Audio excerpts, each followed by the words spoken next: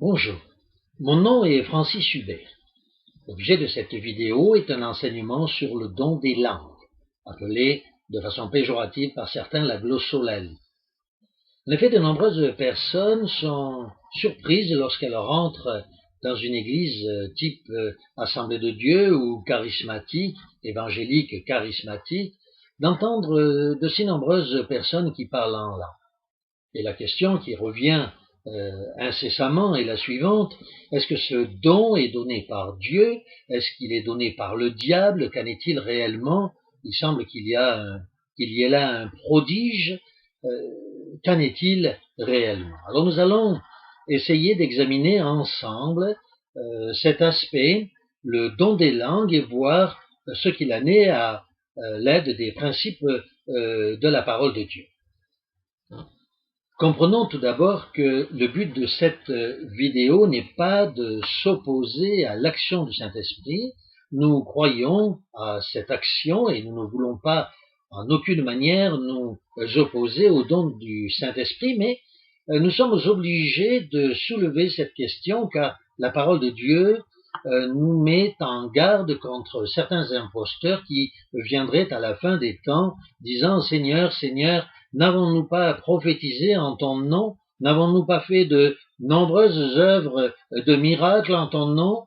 Et pourtant le Seigneur leur dira, vous connaissez n'est-ce pas le passage, dans Matthieu au chapitre 7, « Éloignez-vous de moi, vous qui commettez l'iniquité. » Ainsi, nous devons être au clair pour ce qui est de cette question, le don des langues.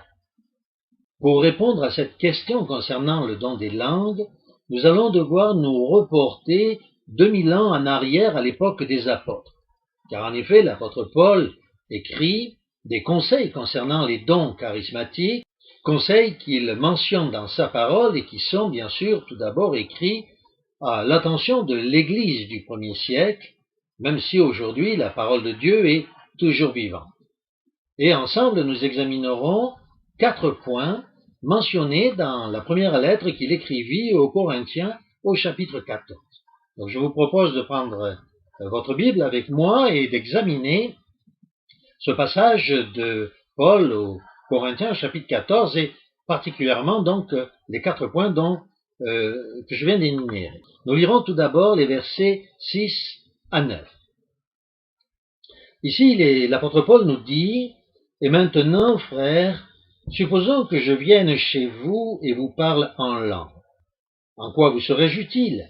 Si ma parole ne vous apporte ni révélation, ni science, ni prophétie, ni enseignement. Ainsi en est-il des instruments de musique, flûte ou cithare. S'ils ne donnent pas distinctement des notes, comment saura-t-on que l'on joue de la flûte ou de la cithare? Et si la trompette n'émet pas un son confus, qui se préparera au combat? Ainsi, de vous, si votre langue n'émet pas de paroles intelligibles, comment saura-t-on ce que vous dites?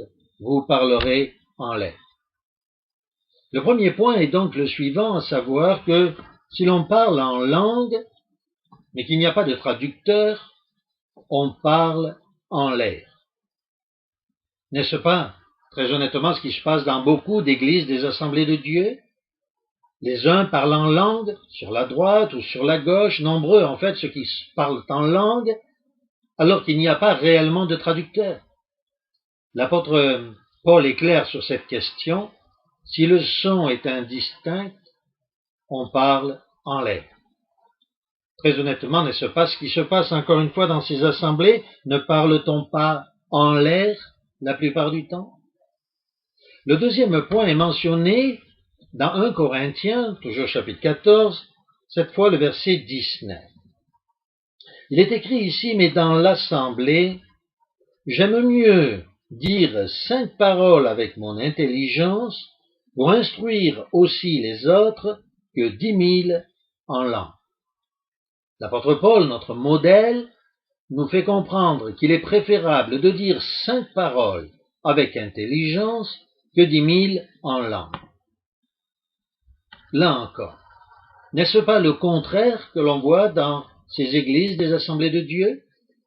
À savoir plutôt, on préfère entendre 10 000 parler en langue que souvent 5 paroles intelligentes? C'est à qui parle le mieux en langue. Alors que la parole de Dieu nous dit clairement, n'est-ce pas, tous parlent-ils en langue? Non. Tous effectuent-ils des guérisons? Non. Mais dans les assemblées de Dieu, on demande par exemple à ceux qui veulent participer au service du chant, j'entends par là aux cantiques et aux psaumes, de parler obligatoirement en langue. Mais ce n'est pas ce que demande la parole de Dieu, n'est-ce pas? Au contraire, elle nous dit, il vaut mieux parler 5 paroles avec son intelligence que 10 000 sans intelligence. Enfin, le deuxième point est mentionné dans toujours 1 Corinthiens, chapitre 14, le verset 23. Si donc l'Église entière se réunit ensemble et que tous parlent en langue, et qu'il entre des non-initiés ou des infidèles, ne diront-ils pas que vous êtes fous? En réalité, n'est-ce pas ce qui se passe dans beaucoup d'églises des assemblées de Dieu? À savoir que beaucoup parlent ensemble en langue. Certaines personnes n'ont-ils pas dit que dans ces églises c'était des brouhahas constants, que l'on se mettait à hurler, à crier, qu'on entendait surtout les femmes, qu'en fait c'était des assemblées de fous? Voilà ce que condamne l'apôtre Paul. Ne diront-ils pas que vous êtes fous? Le troisième point est mentionné dans Actes chapitre 14, verset 27. Ici, il est écrit, parle-t-on en langue? Que ce soit le fait de 2 ou 3 tout au plus et à tour de rôle, et qu'il y ait un interprète. Premièrement, l'apôtre Paul disait à cette église du 1er siècle que 1 ou 2 seulement parlent en langue. C'est la plupart du temps le contraire, n'est-ce pas, dans ces assemblées modernes. Troisièmement, c'est que s'il n'y a pas d'interprète, eh bien, il vaut mieux se taire. Là encore, combien de fois on entend parler en langue sans interprète? S'il n'y a pas d'interprète, que l'on se taise. Le quatrième point est mentionné au verset 34. Il est écrit sous l'écriture de l'Esprit Saint, rédigée par l'apôtre Paul, que les femmes se taisent dans les assemblées car il ne leur est pas permis de prendre la parole. N'est-ce pas le contraire que l'on voit dans ces assemblées de Dieu? N'est-ce pas la plupart du temps des femmes qui parlent, qui prétendent parler en langue? Pourtant, la parole de Dieu nous dit sous l'Esprit Saint qu'il ne leur est pas permis de prendre la parole. Et encore moins, bien entendu, de prophétiser ou de parler en langue. Le verset 37 ajoute d'ailleurs sous la plume de Paul les pensées suivantes. Si quelqu'un croit être prophète, comme c'est le cas de tant de femmes, n'est-ce pas, ou inspiré par l'Esprit, qu'il reconnaisse en ce que je vous écris un ordre du Seigneur. S'il l'ignore, c'est qu'il est ignoré de lui. Oui, si on ignore les conseils donnés par le Saint-Esprit, par l'apôtre Paul, alors c'est que nous sommes ignorés de Dieu. Ainsi, nous venons de voir 4 points qui montrent à l'Église du 1er siècle, mais encore à plus forte raison aujourd'hui, à notre époque moderne, comment doit fonctionner le don du Saint-Esprit, le don des langues.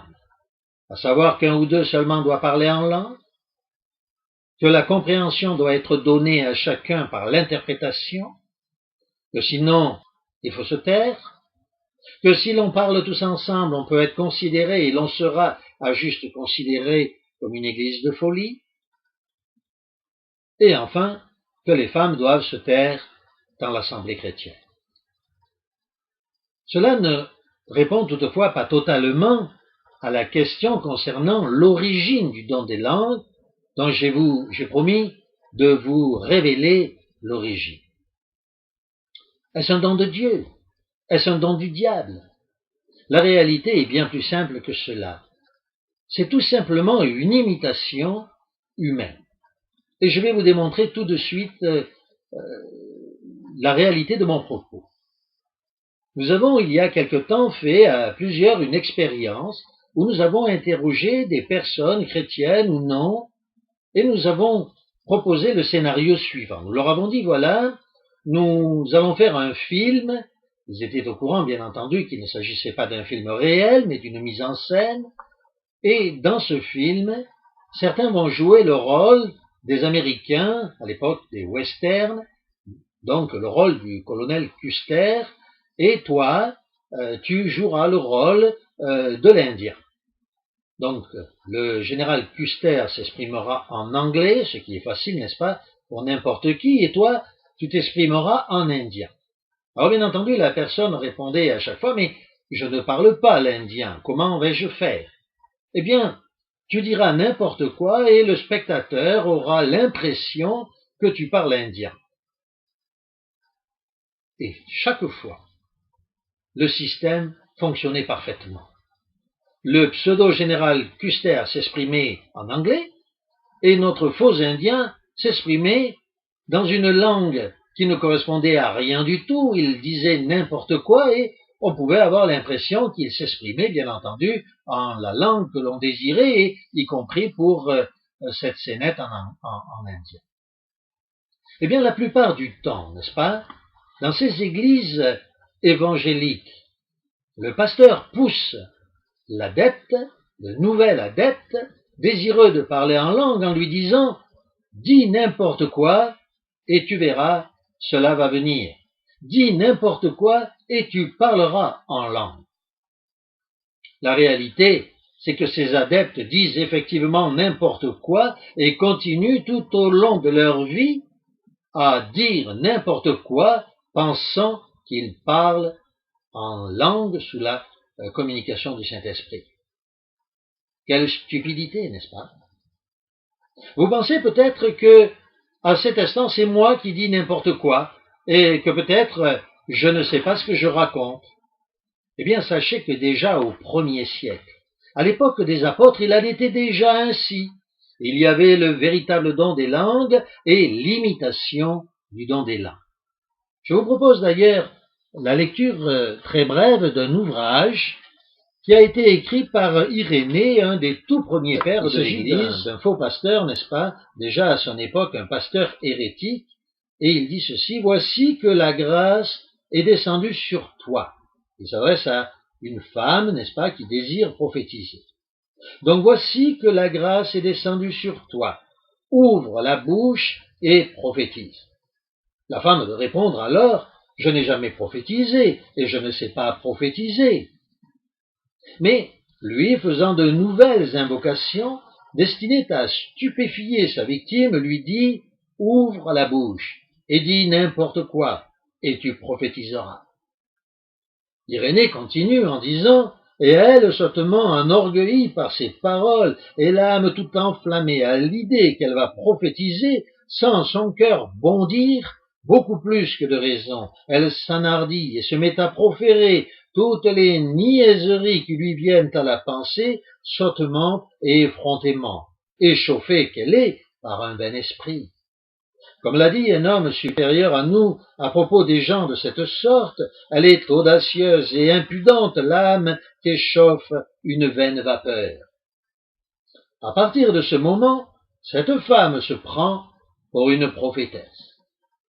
Là encore, n'est-ce pas, vous conviendrez avec moi que beaucoup de femmes au sein de ces assemblées, à partir du moment où elles parlent en langue, se prennent réellement pour des prophétesses. Oui, en conclusion de cet exposé, je le rappelle, nous ne voulons pas nous opposer au don réel du Saint-Esprit.